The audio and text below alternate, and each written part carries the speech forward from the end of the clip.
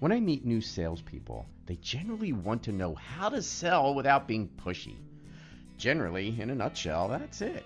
Usually because they have an image that selling is pushy, obnoxious, needy, and other things that selling isn't. They might be in a business which is helping people, nurturing them. They need a new house, essential oils, a massage. It doesn't matter what it is. You need to sell them something.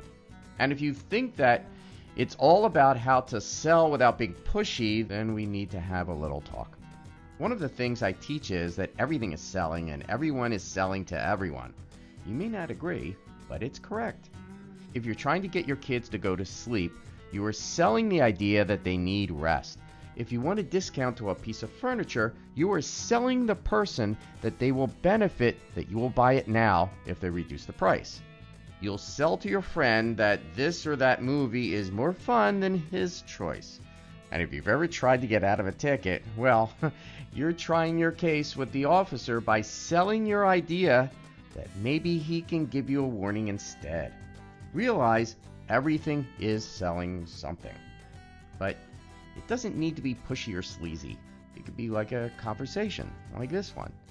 In this video, I am selling the idea of how to sell without being pushy, right? And hopefully it'll help you out about that notion. You'll improve your sales, and I'll put a smile on your face too. How's that?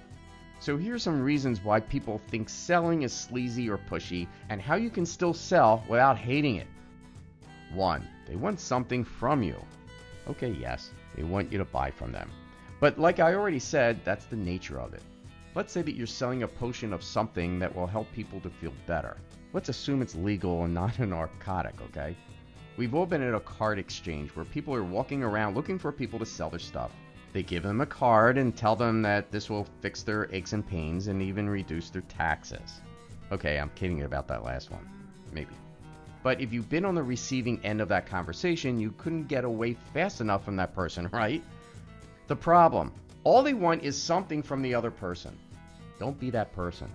The solution, talk to the other person. If you're selling a product that does help people with aches and pains, don't even mention it. Just talk to the other person. Even if they ask you what you do, the loaded question, if you start talking about your business, the products, the company CEO and all that, their eyes will glaze over quickly and they start looking for an exit.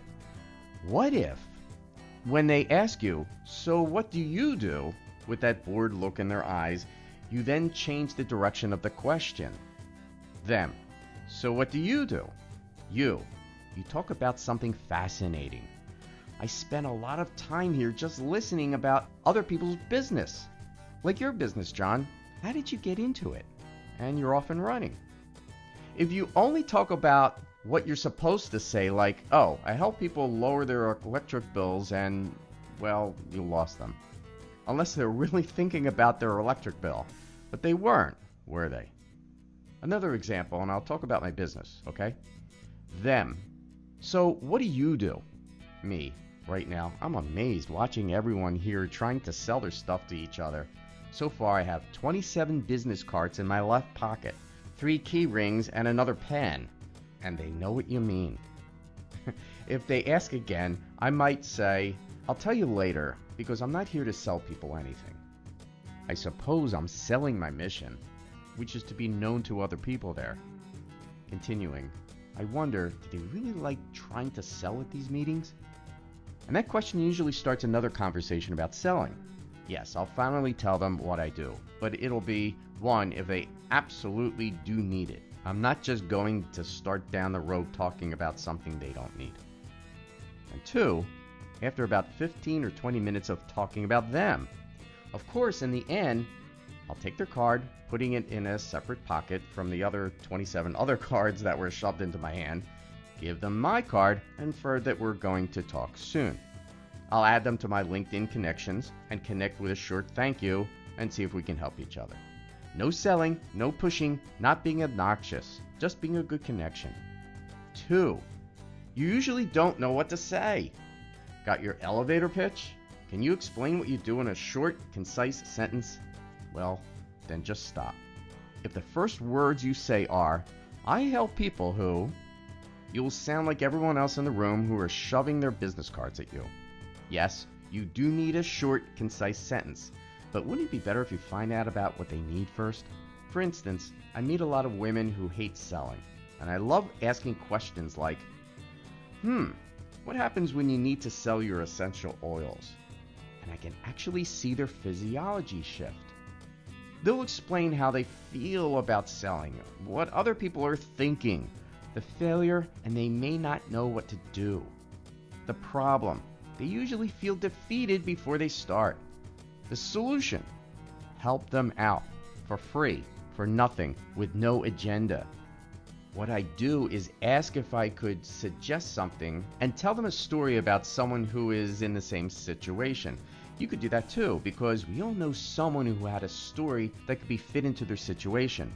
A great book about this is Donald Miller's Building a Story Brand, where you'll learn about telling a good story about your brand and other people's too. It's a handy skill to learn. Anyhow, my object at that point is to give that person a tool or skill that she can learn quickly and get instant success. A story. I was at a holistic expo where there were a bazillion potions, lotions, and notions about healthy living, life, and more. At a booth, there was a woman with tables of essential oils, and the tables were full without people. Noticing she was just sitting at a table looking at the people passing by, I asked her, "How's business?" She shrugged and said, "Well, a lot of people are looking, but maybe because there are so many booths here." I smiled and asked her if I can try something out by talking to some people walking by, and she shrugged and said, "Sure." The first person was walking by, and I said hi, and she stopped and said hi. "What brings you to this expo today?" I asked, and she said, "I'm trying to look for something for my sleeping problems. There are so many choices here, and I don't even know where to start." I turned around to the woman in the booth and I asked, "This woman has problems sleeping. Can you show her what you have?" Well, she was stunned, but when she was done, she made a sale of 2 products in about 5 minutes. When she asked me how I did that, I just explained that you need a quick and easy way to stop the people, and then you need to know what to say. In this instance, a question. I really wasn't there to sell anything. I was just having fun. But the point is that once she was able to know what to say at the beginning, she started making sales. She called me about a week later and told me that she made so many sales and that it surprised her. I told her that that's what I do, and then I helped her out in her business. But I didn't sell. I helped, and it came back.